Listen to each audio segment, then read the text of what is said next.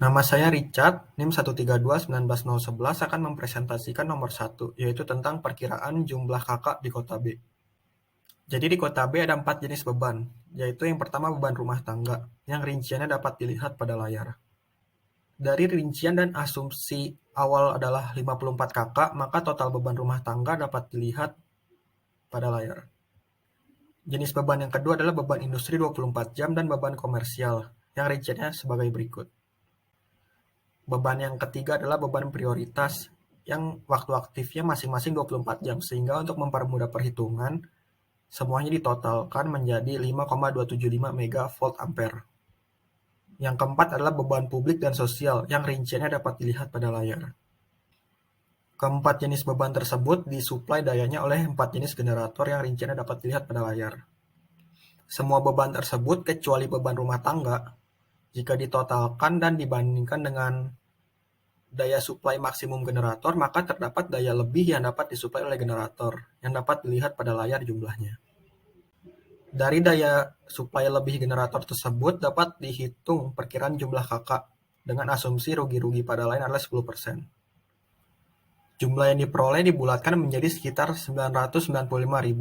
Namun ketika dilakukan pengujian dengan load flow analysis ternyata gagal karena bebannya terlalu besar. Oleh karena itu dilakukan percobaan lagi dengan cara jumlahnya dikurangi menjadi setengahnya, ternyata masih gagal, kemudian dikurangi lagi menjadi seperempatnya, yaitu sekitar 248.000. Percobaan yang dilakukan berhasil, yaitu berikut ini adalah load flow analisisnya untuk pukul 5 sampai 17. Berikut ini adalah load flow analisis untuk pukul 15 sampai 22. Berikut ini adalah load flow analisis untuk pukul 22 sampai 17. Dapat dilihat tegangan setiap beban memenuhi spesifikasi sehingga perkiraan jumlah kakak sekitar 248.000 valid. Terima kasih. Nama saya Hansen, NIM 1321704, dan saya akan menjelaskan nomor 2, desain jadwal seluruh beban. Untuk ini kita akan mengambil nilai 248.913 kakak berdasarkan nilai nomor yang didapat dari nomor 1 untuk mendapatkan jumlah total beban untuk beban rumah tangga. Dapat dilihat bahwa tidak terdapat banyak perbedaan, tetapi dapat juga dilihat bahwa untuk jam sore, yaitu jam 5 hingga jam 10 malam, terdapat penurunan beban. Kemudian untuk beban industri, prioritas publik dan sosial, berikut juga beban transmisi. Dapat dilihat bahwa justru pada jam malam, yaitu jam 10 hingga jam 5 pagi, itulah yang terdapat penurunan. Setelah dijumlahkan, dapat dilihat bahwa beban pada jam 5 hingga jam 10 sama, yaitu pada kisaran 107 megavolt ampere, sedangkan pada jam malam lebih rendah pada 102 megavolt ampere. Untuk beban antara jam 5 hingga jam 10 dan jam 10 hingga jam 5 terdapat perbedaan, yaitu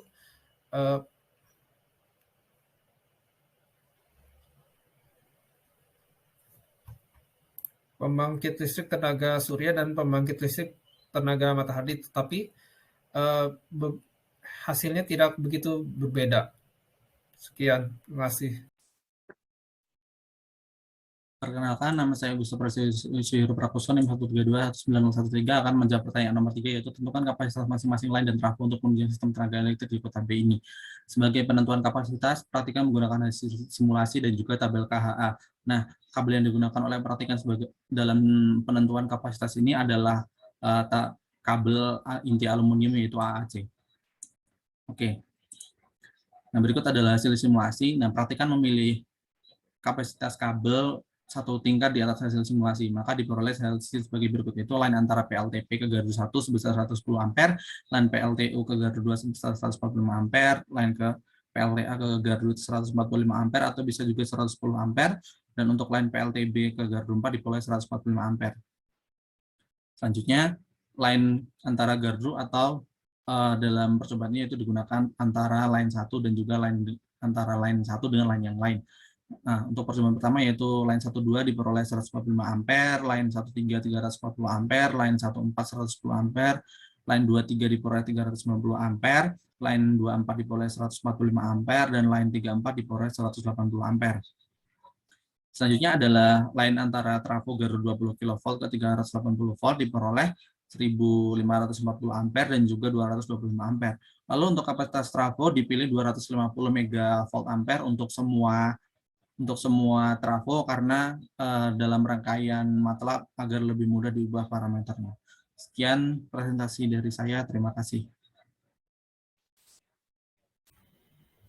Oke, nama perkenalkan saya Steven Ignatian, NIM 13218017. Saya akan mempresentasikan yang nomor 4, yakni pada kasus darurat, yaitu hanya beban prioritas yang disuplai, bagaimana desain 5 penggunaan pembangkit Anda.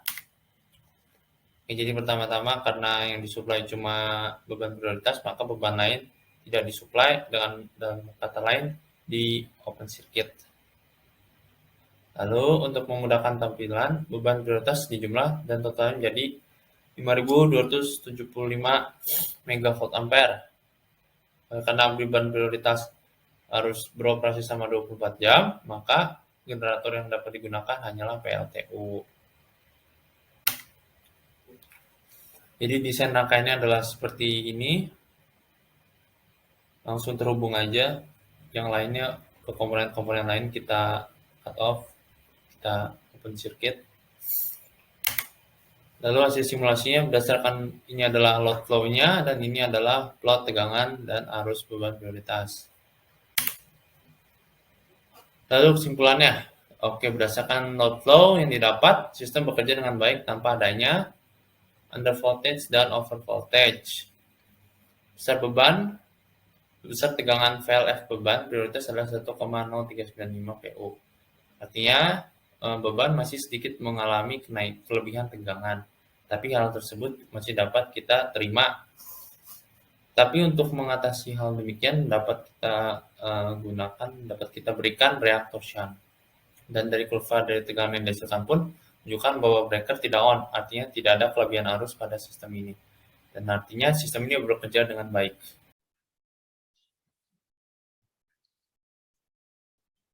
Oke, baik.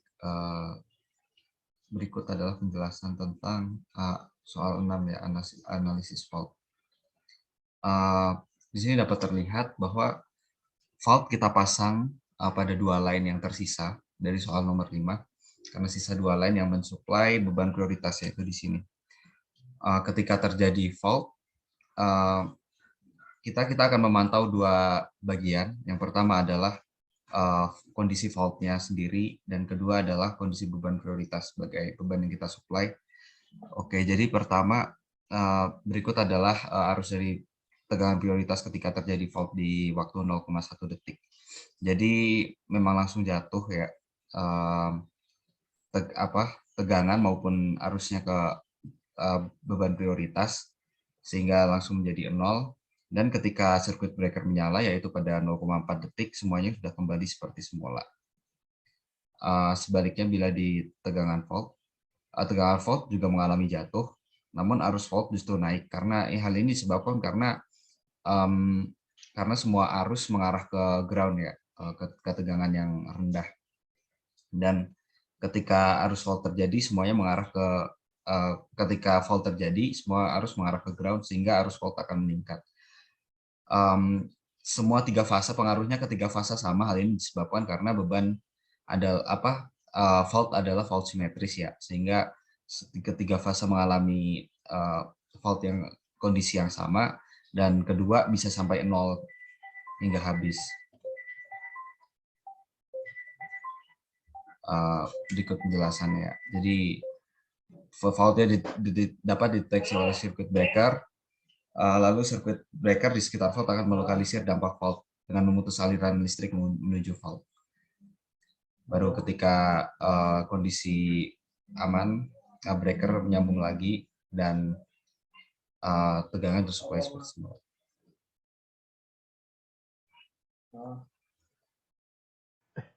Nama saya Leonardo Gianto, NIM 1321901. Pada kesempatan ini saya akan menyampaikan hasil analisis untuk kasus nomor 7. Pada kasus nomor 7 ini, kebutuhan daya untuk RT1, RT2, RT3, rumah ibadah, dan penerangan jalan umum itu menggunakan pembangkit listrik tenaga surya sepenuhnya, sehingga beban yang tersisa untuk disuplai oleh pembangkit listrik lainnya adalah untuk beban rumah tangga RT4 dan RT5, untuk beban industri dan prioritas masih tidak ada perubahan, lalu untuk beban publik dan sosial itu sekolah dan universitas.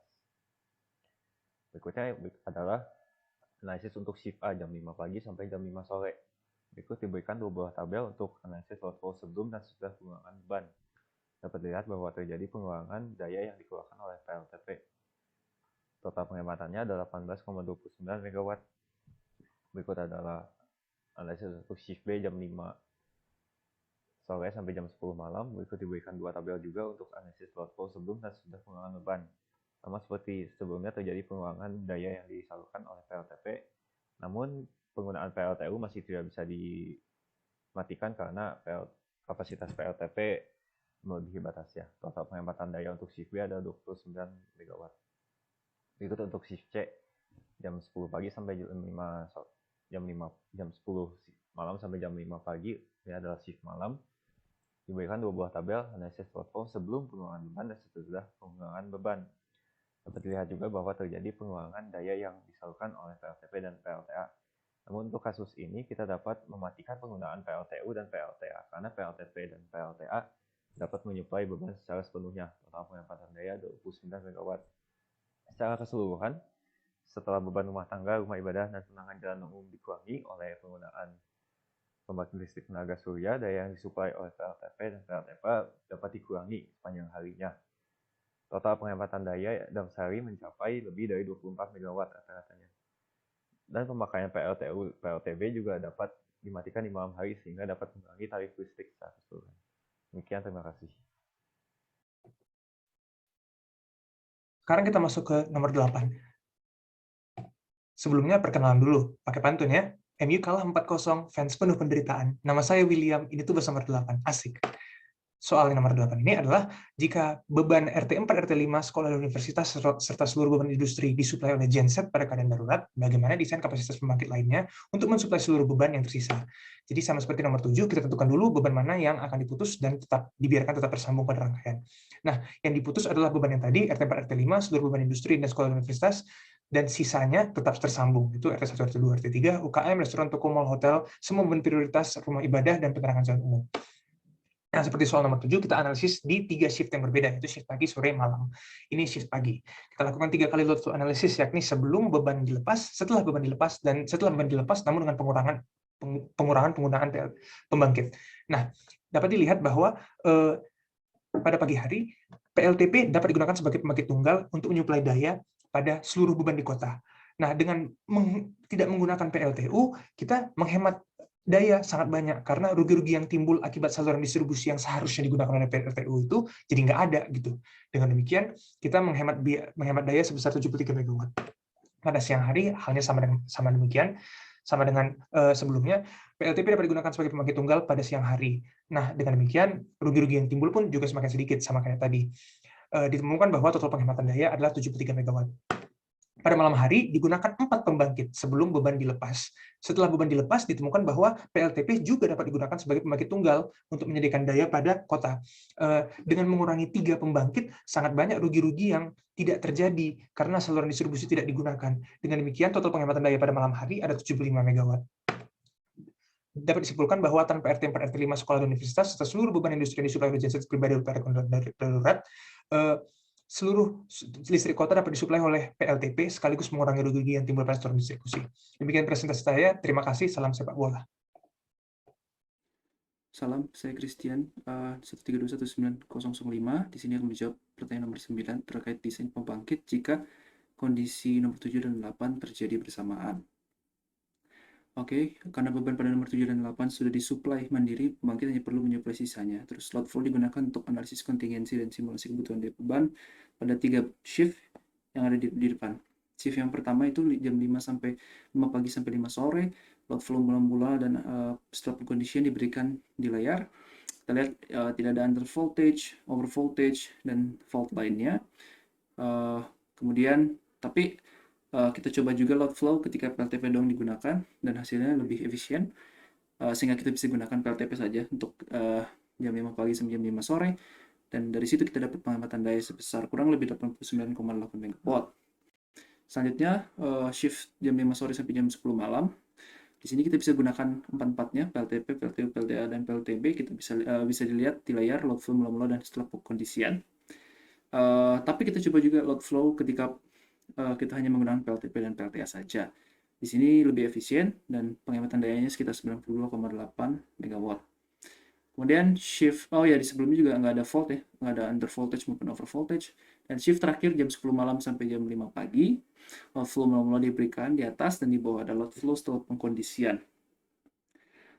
Nggak ada volt juga, nggak ada under voltage, over voltage, kan under voltage kan overload juga nggak ada. Kita lihat dari tegangan load flow. Kemudian kita coba juga apakah PLTP bisa, hanya dengan PLTP kita bisa menyuplai daya ke beban. Di sini bisa dilihat bisa ya 13,8 MW saja, sehingga penghematan daya ketika kita pakai PLTP doang itu sekitar 89,226 MW. Demikian dari saya, terima kasih. Salam sejahtera semua.